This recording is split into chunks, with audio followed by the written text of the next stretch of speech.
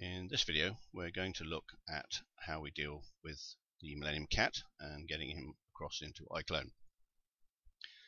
I'm going to start with a base cat rather than the fat one that I'm building because it's easiest to demonstrate the process that way. So here we are, Dad's studio, and we're in the actors, wardrobe and props, and of course you have all of these shortcuts down here to the various libraries. We are of course after animals because it's an animal, so if we click here you'll see that because I've got no more animals in the system, I am offered Millennium Cat LE, which is the freebie one that Linda had a while back. Here's the one that you've bought and is now on the system, Millennium Cat. So again, just to put him in the interface, you can drag and drop or double click as you see fit, and there he is, or her, who knows. Right, so now we have the cat in. I'm going to show you a very simple transfer process first, just so you understand the basics of what happens, and then we'll do a more advanced transfer with animation. So we have our cat. Let's make him look nice. This is the default cat. It's got no material on it, so we basically want to have a look at presets up here, and you'll see that when I click on presets, because Millennium Cat is still my focus up here, it's offering some unnecessary lighting presets, which, well whatever. But you can see these are all the material presets that come with Millennium Cat, different skin coats.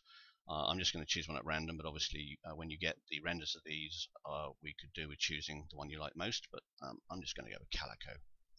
So there is our cat now with Calico, Calico look.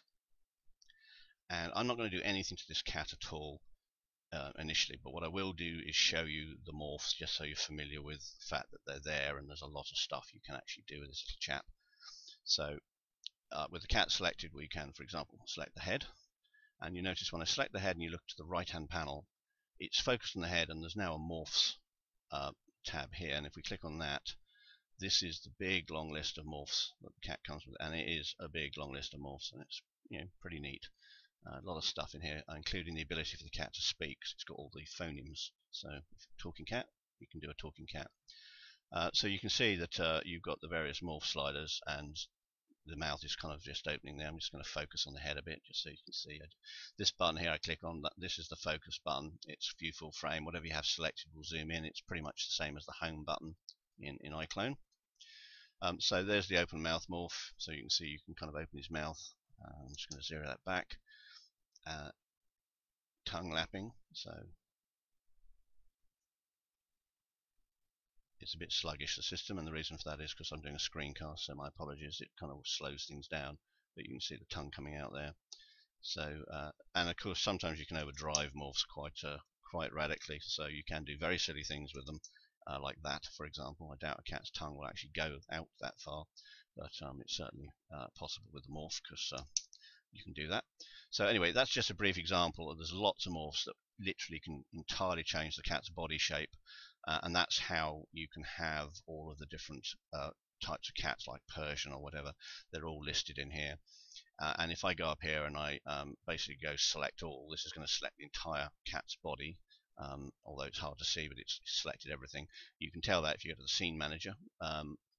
You can see in the scene view the whole cat hierarchy is selected. And if I switch back to parameters, the morph list will be even larger now.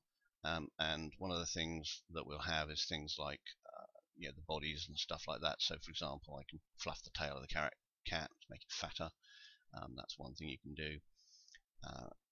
And of course I can also start working with things like how fat the cat is. So there are sliders here for the stomach and the abdomen, and I can puff all of those up, and you'll see that with the fat cat later on when you see that, and get to see what it looks like. So anyway, that's just a brief quick glance at the cat as it is inside Daz and what comes with it. It's got a lot of morphs you can basically use to pose it, and you can also, obviously because it's opposed, you can also then go between the poses, which effectively gives you a form of animation, although admittedly not a very good one. So now let's put him through into iClone. I'm not going to do anything here. I haven't applied any animations or anything. It's just the cat as it is. And I'm going to go up here and go export. and this time we want the FBX format, not OBJ. The OBJ format doesn't support animations at all. It's just a model format. It's a very old one. It's a very good one and robust. So it's good for props that don't animate because it's a much easier way. And that's kind of what we did with the hair the other day. So I'm now going to call this. I've already got a cat in here, but I'm going to call this cat version 2, just so we know where we're at. I'm going to get rid of the revision number for the FBX just so it makes it easier.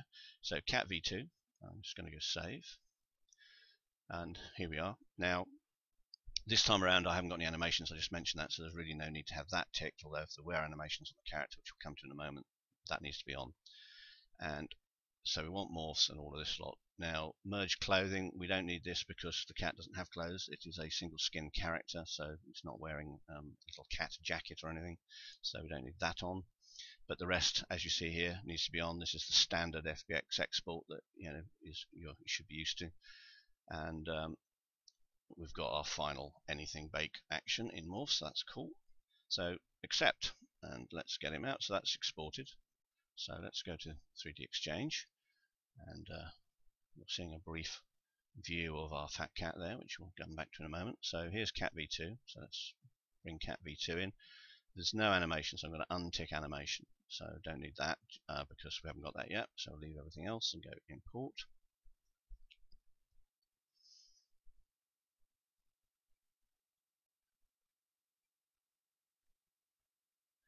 And as always with Exchange, takes a little while to do this. Okay, there we go. So we have cat in. So I'm now using the keyboard shortcut Alt right mouse button to spin round, because I'm a bit of a keyboard guy when it comes to interfaces.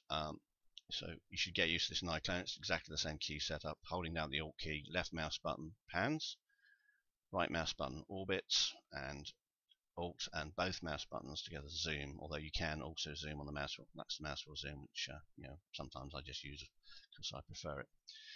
So let's have a look at the cat. He's come in, and here's his node hierarchy. This is the task skeleton for the cat that's come from DAS.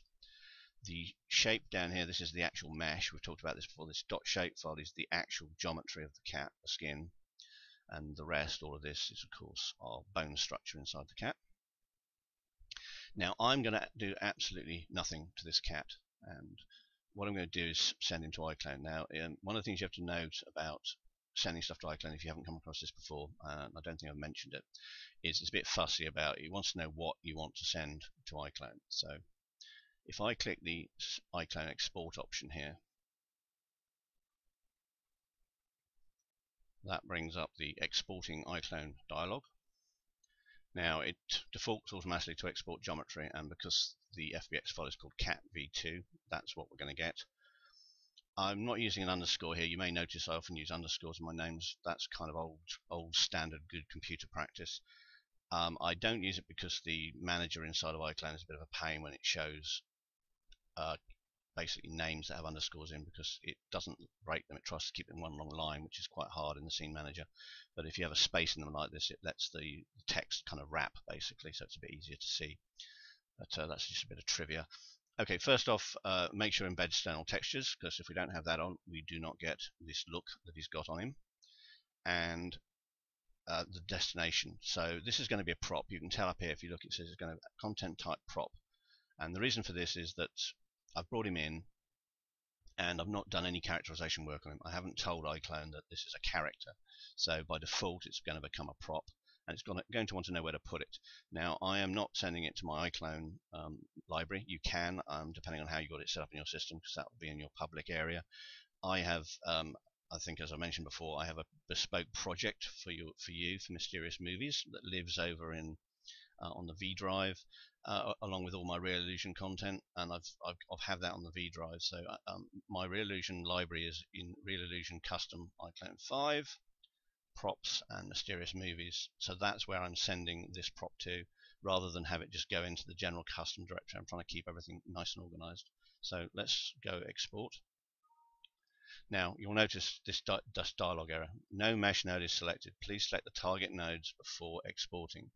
So this is kind of basically what it wants is it wants this selected here. because it doesn't know what to export. And all I've done is I've got the root node selected, and that's a bone, so it's not very happy about that, and that's where that error's come from. The mesh is this chap here, so if I select the mesh and I go export, and I now just go OK, you'll see that we get a successful export. And we get a crash. Awesome. Okay, we're back with 3D Exchange. It's crashed. I've reloaded the FBX file. The cat never made it over to iClone. It just died.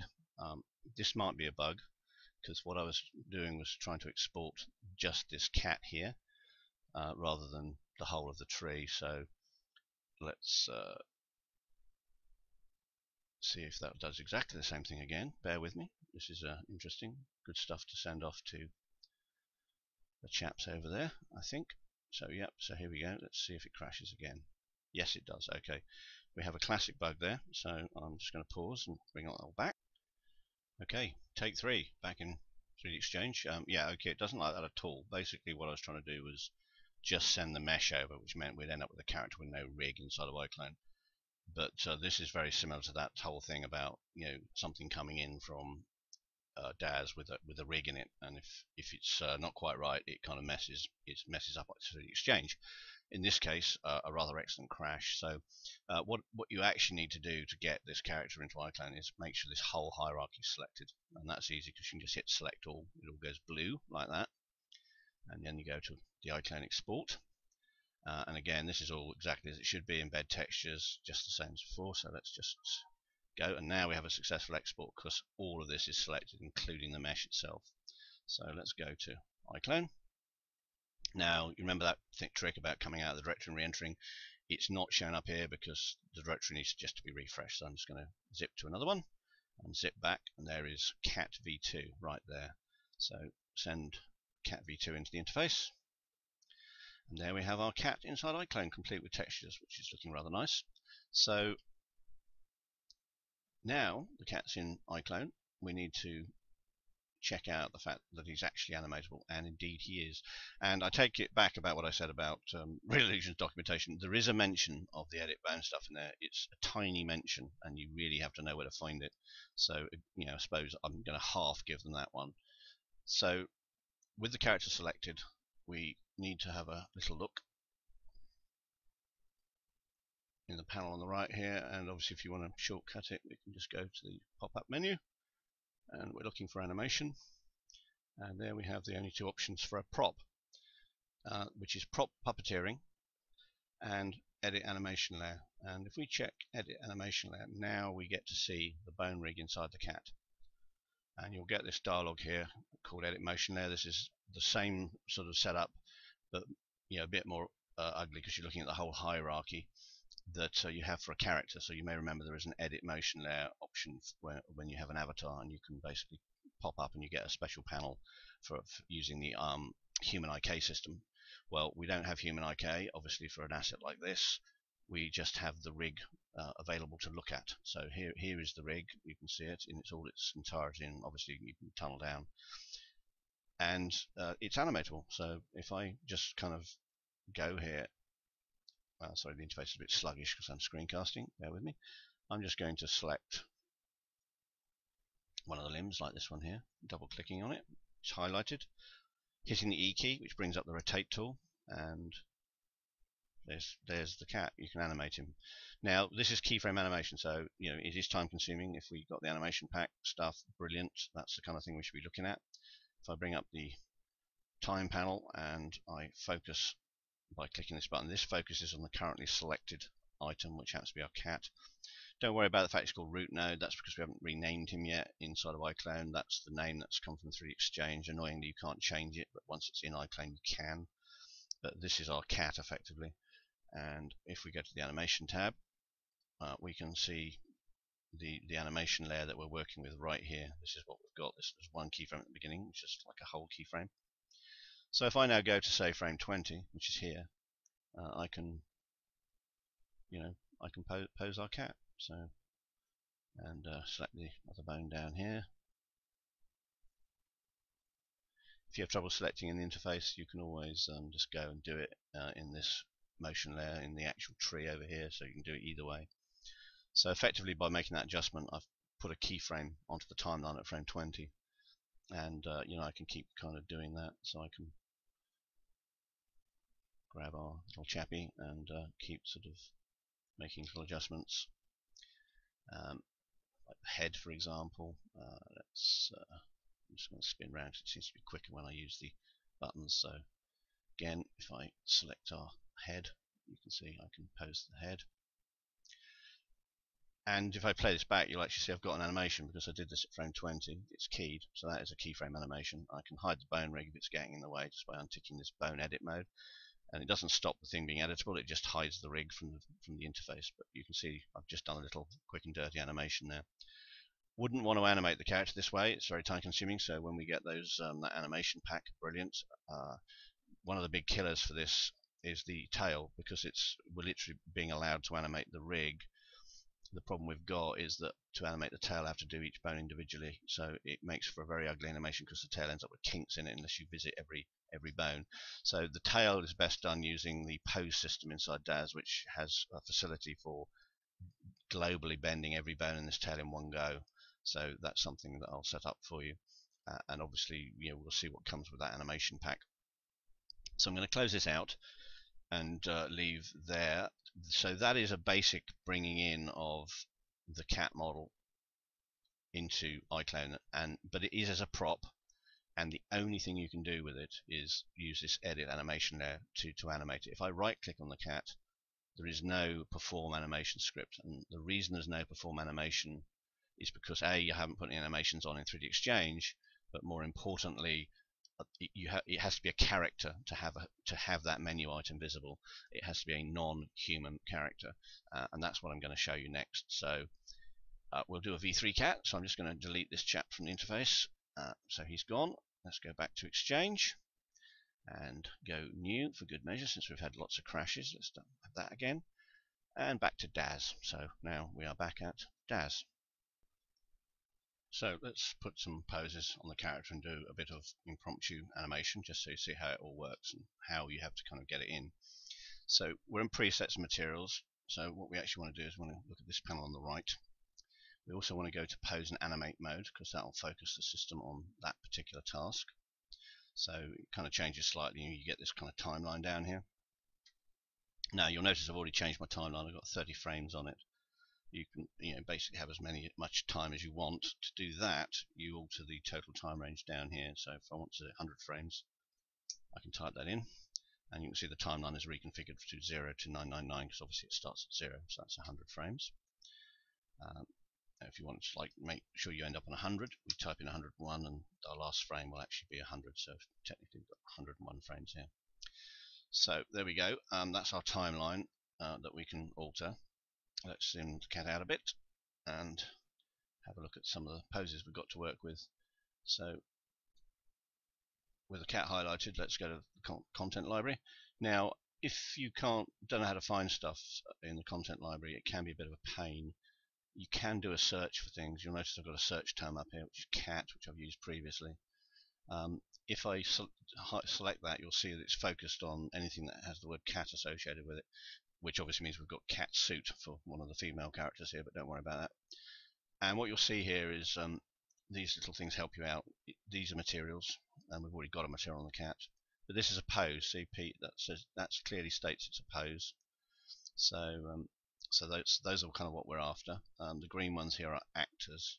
So we can basically kind of work with these, just put them in. So let's see what we've got.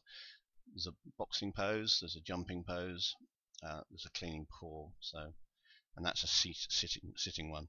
So I'm going to basically show you how you could create a very simple animation. And obviously, as I said before, DAZ isn't a great place to do this, but by showing you this, at least you'll see the way you get animation into iClone. So I'm at frame 0, and this little black triangle down here basically tells me there's a keyframe there. And that's just like the keyframe in iClone. It's what's called a hold frame. So at frame 0 there is always one keyframe, and it's what this cat is looking like right now. So I'm actually going to go forward to frame 20 by dragging the time slider here. So I've now moved it to 20, and I'm simply going to drag out the pose onto the cat, and that pose has now gone in. But because I'm at frame 20, the computer is going to interpret all the frames in between for me. It's going to be what's called a linear interpolation, but if I click this and drag it now, you can see the cat is now going into the seated position. So effectively we've got what's called a pose-based animation. So by choosing two different poses, the computer's made up everything else in between. And often it may not be what you want, it may look a bit mechanical, but that is the nature of pose-based animation. To get really good motion, you have to have maybe other poses in between that are part way between these two, that are what I would call human controlled, so you get a really nice transition. But for the moment this is very simple, and that's what I just want to show you the technique. So we've gone to frame 20 and we've got this cat sitting. So now think of this as animation clips. We talked about the other day about gain clips. We want the cat to do something and then we want it to do something else, and we want to be able to trigger these inside of iClone. If I've got the cat sitting down, then to go back I obviously need the cat sitting up again or standing up again. So I really want to get back to this pose here, which is the cat sitting up, and I want to go from this position to this position but in reverse. So to do that I need to copy. I could obviously try and find the default pose of the cat and go to frame 40 and see if I can find it in here, but if I don't have it, or I don't have the default pose, I need to be able to cut what we call copy and paste the keyframe data. So I'm going to go back to frame 0, and if we go up here on the edit menu, there's a thing called figure, and there's a huge amount of pop-outs, and we won't obviously be going through all of these. And if we come down, sorry, my apologies, the usual touchy menu, there's a memorize option, and it says memorize figure pose, and what it's going to do is it's going to memorize the pose the character's in right now, the bone pose. So that's memorized, and I can now go to frame 40 and I can go back to the edit menu to figure, and there's a restore, and restore figure pose. So the cat has now been restored to the position it was at frame 0. So effectively it's like a copy and paste, and they've given it a really long-winded name, but that's basically what it is. And now you'll see that I can now go from seated to standing back upright. So we've now got two little animations, sit down and back up. And obviously, you know, that's quite abrupt. You know, there's no kind of, you know, literally he sits down and then immediately stands back up again. That's not a problem, because all the timings of this stuff, like, you know, pauses and things, those can be added in iClone. You know, what we're after here is we're effectively making motion clips. You know, I'd like cat to go from A to B, you know, and then do another one. I'd like the cat to go from B to C, and that's kind of what we're doing here. So now that the cat's back in this default, what we might call our default position, let's make him do something else. So from frame 40 to 60, let's choose another pose. So let's see what we've got to play with. We've got boxing, so let's try boxing. There we go. So a bit, let's just focus out and zoom out a bit. Sorry, wrong way. Right, so there's the cat doing a little boxing stance. So now we have the character going from frame 40 to frame 60. And we want to do the same thing again. We want to put the cat back to the default position at frame 80, so he comes back down again. Now we don't have to do that copy procedure again, because I've still got that stored in memory from last time, so I can simply go to frame 80 and go to the edit menu, figure, restore, and restore figure pose, and there he is back again. Okay, so that's good. And I think for the purposes of what we're doing, I think, well, let's just do, since we're up to frame 100, I think we get the idea. So I'm going to stop there, and I'm going to change the total frame range to 81, trim off what we don't need. So now we have all the stuff we've animated on this little timeline here, nice and neat. So let's get this character into iClone, sorry, into 3D Exchange. So again, same procedure as before. Export, the FBX file format. We're going to call this cat v3. So I'm just going to steal that name and change it. Now this time, very important, we want animations ticked, because if we don't tick this, we're not going to get any of this timeline down here at all. Just like with the Michael 5 video, make sure animation's selected. I think I mentioned this before, he's got no clothing, so make sure that's off, and we go accept. So the FBX has now been exported, and it's exported this timeline with the animation. So if we now go to 3D Exchange, and we bring that new FBX in, cat v3, there he is. This time, import animation, very important. Typically you want to leave samples per second at 12. This is to do with how many keyframes are interpreted inside of iClone, and because iClone is a real-time game engine, it needs to operate as fast as possible. So instead of having 25 frames per second like video, which means that you have many more keys, iClone's kind of defaults, or it's offering, you can change it here obviously, but it's basically saying, look, use 12, that's efficient. 12 is like, twos, it's the old style kind of twos animation if you're on a rostrum. Stop motion or cell animation would be done on what twos. So for every frame it would be shot twice. So instead of an Animate having to draw 24 frames a second, they're drawing 12, and that was an animation efficiency thing, and that's kind of what we've got here. So import animation, smooth curve, all these are ticked. Let's go and bring the cat in. And it's doing its usual building vertex and try index and all that. So I'm just going to pause. Okay, here he is in 3D Exchange. So what we want to do now is we want to edit our animation clips, or make them more importantly. So let's go to the modify, to the command panel, select modify, this little pop-up arrow, and we're going to jump to animation mode, which is right down here. So this brings us to the animation panel rather than have to scroll it. And here you can see that in the motion library it's now brought our animation in from DAZ, because this time we exported with animation, and we can prove that just by double clicking, and there you go, the cat is doing those performances that we basically just did inside DAZ. Now this is down here is what's called the perform editor, and anything that's in here is going to turn up in the right click menu inside of iClone. If it's not in here, the right click menu is basically empty, there's nothing in it. By default it takes the entire animation up here and puts it in the perform editor. So basically whatever we just did in DAZ, this is the whole clip is here. Now what we did, as you know, in DAZ is we actually chose very specific frame ranges to do an action, and what we're going to do is effectively cut the action up into little clips, like for each one of the bits that we've got. So let's have a look at what the cat does again. So the first thing he does is he sits down and licks his paw, and what we want to do is we want to find the frame at which the transition occurs between him sitting and then standing up again. So we'll find the point, the lowest point where he stops moving, which is like there. So that's frame 42. So we're going to say that our first clip of animation is going to be from frame 1 or frame 0 to frame 42. In this case, well, it defaults to 1, so a bit different from DAZ, obviously starting at 0, iClone starting at 1. That's fine. That's a standard discrepancy between computer graphics packages. They all like to be a bit different, but don't worry. So we're going to be at frame 1 here, and then at frame 42 we know that we've got to the end of the cat sitting down just before he starts standing up again. So it's probably actually 41 by the look of it. Is it 41? Yeah, it's 41. So sorry, my mistake. Okay, so we can just type this number in up here. So the first clip we're going to call, and we can just double click in there to change the name, and we can call this cat sit down, and it starts at frame 1 and ends at frame 41. So that is now going to be our first animation clip from this animation up here. So that's cool.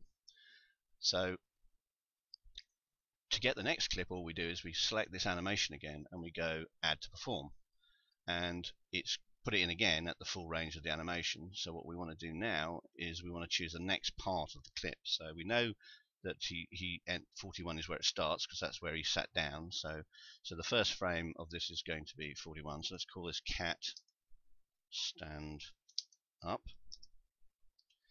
and we want to start at 41 because that's where the last one ended, and that's where it is in the timeline. And then we need to find the point at which he's back on his default pose, stood up basically. Now there you can see he's going into the other position, so we just need to find the transition point. Might be easier just to move around to the side and just see when he does his changeover. We could just actually go back to DAZ and have a look. I mean, if I switch to DAZ, I could check which keyframe transition was at, but I'm just doing it manually here. You kind of can choose whichever kind of works for you. That looks like with the frame where his feet are almost side by side perfectly, which is frame 80 down here. You can see that. So we want to come out at frame 80 on here. So that will be our next clip. That's our stand back up clip. And then after that, of course, we want to have the cat do his next thing, which is the boxing pose. So again, we want to find the top of the pose position before he comes back down again, which is sort of there. So 121. So we know the first frame is 80 because that's the end of the previous one. So again, we go back to the original animation here. We add it to the perform. We change its name. This is going to,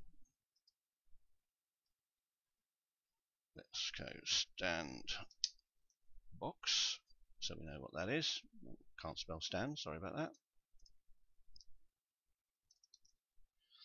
So we start at 80 and we end, oh, sorry, didn't mean to play that. I managed to play that, and now I've got to find the end again. So 121. So this should be 121. And then finally we want him to come back down again. So again, add to perform, cat sit box. Actually not sit, it's he's coming back to his default, so let's just call him default. I'm being a bit messy about naming conventions here. When I do this for you for real and set the cat up, I'll try and be a bit more sensible about getting these all named so you know exactly what the motions are. So we know it starts at 121, and it actually runs to the end of the animation there because that's as long as it is. So so we go 121 is our start, and 158, which is the end of the timeline, is our end. Okay, so there we go. So we've now basically taken this long animation, we've chopped it into 4 clips. So that's kind of that's kind of how it's all done. We've broken it into little clips. Okay, so we've got these clips in the perform editor. Now, if we transfer the cat as he is right now, we will not get these clips because at the moment iClone will still think he's a prop. We have to do literally we have to convert the character to a non-human character to get all of this into the perform menu. So to do that, we need to go and have a look at the next panel down, which is character, the character panel. And you'll see here there's one called convert to non-human character. So let's do that. And what happens now is it comes up with this box.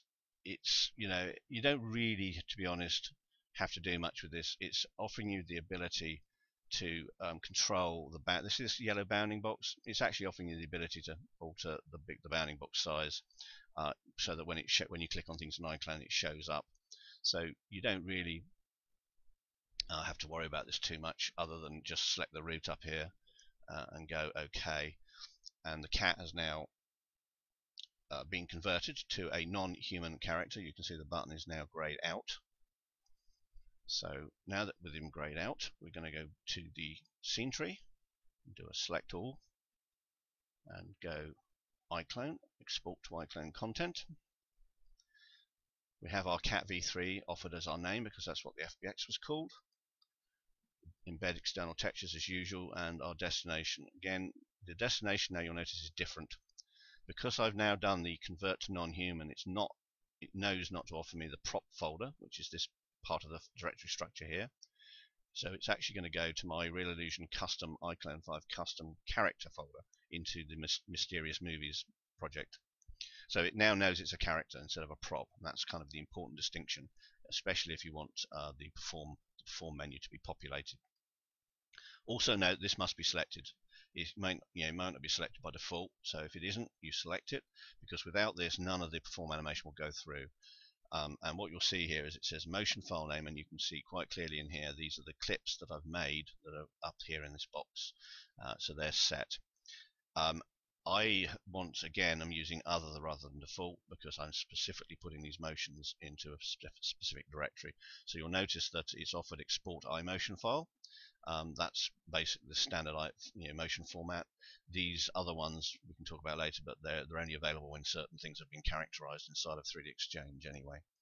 But here you can see that it's basically going to put those into the motion directory for Mysterious Movies, and that's kind of the correct place for iMotion files to go. So with that all set up, and browse to the correct location, and again you'll need to check on your system where this location is, but as I say, it's in the custom motion Mysterious Movies for me.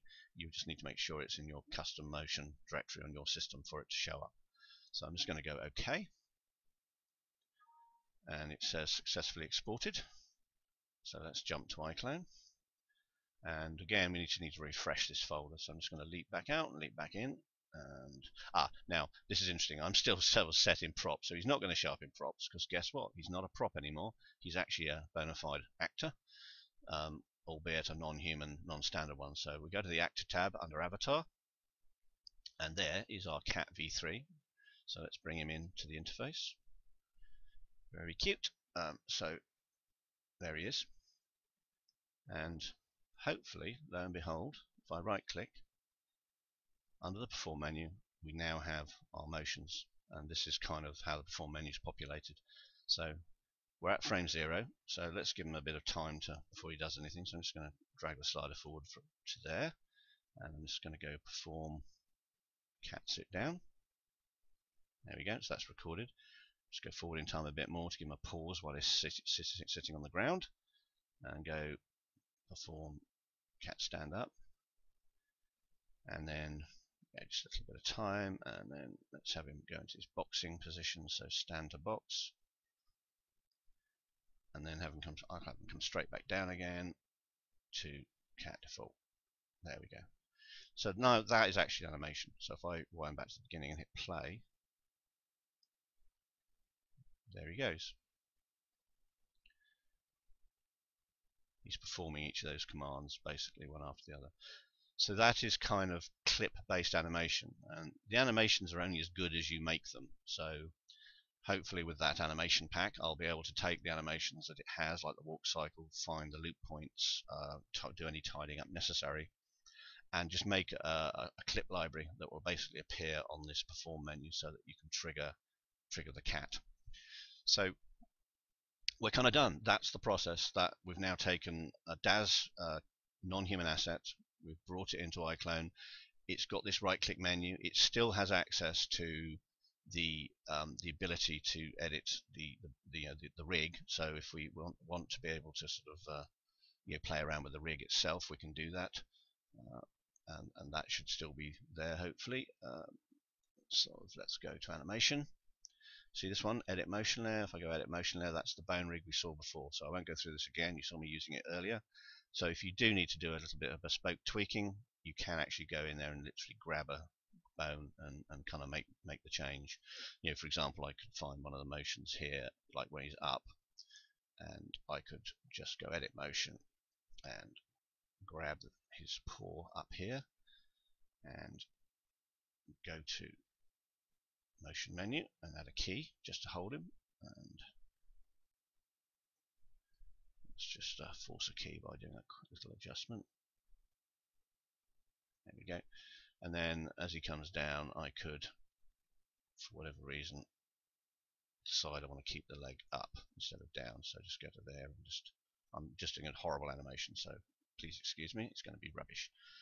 But that is now, if I come out of there so we don't have to see the bones anymore, I've now kind of basically done a bespoke alteration. Notice that as his paw coming down, that alteration I made is now taken place because I've gone in and basically animated it by hand. So there is that flexibility as well. If there's a need to go in and doctor something, you can do.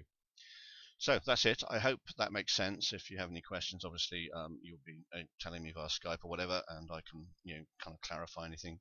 But that's the basic system for getting a non-human character all the way through into iClone with animations in the perform editor.